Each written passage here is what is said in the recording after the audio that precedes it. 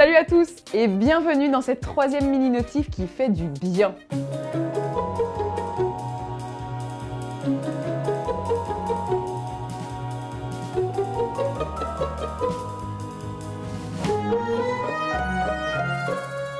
C'est parti? Ouais. Go!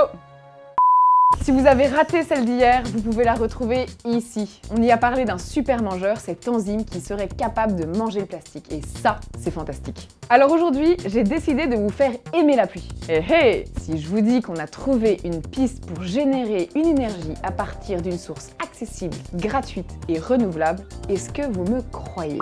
Ben, j'espère bien. Une équipe d'ingénieurs chinois a mis au point une nouvelle méthode capable d'exploiter l'énergie cinétique des mouvements de l'eau, comme celle d'une goutte d'eau par exemple, et de la convertir en électricité. Pour rappel, l'énergie cinétique, c'est l'énergie qui est générée par le mouvement d'un corps.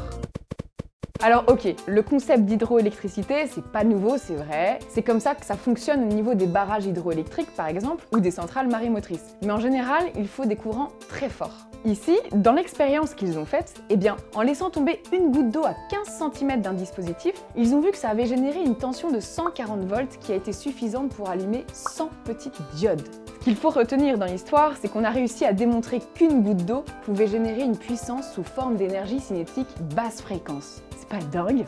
Alors, le générateur d'énergie, le voici. Il comprend deux électrodes. La première est en aluminium et l'autre, c'est une plaque d'oxyde d'étain et d'adium qui est recouverte de téflon. Et c'est sur cette surface que la goutte va s'écraser. Lorsqu'elle tombe, elle va relier les deux électrodes et créer ainsi un circuit fermé, capable de diffuser l'énergie électrique générée. Et cette technique, elle fonctionne aussi bien avec de l'eau de pluie qu'avec de l'eau de mer, ce qui élargit encore plus le champ des possibles.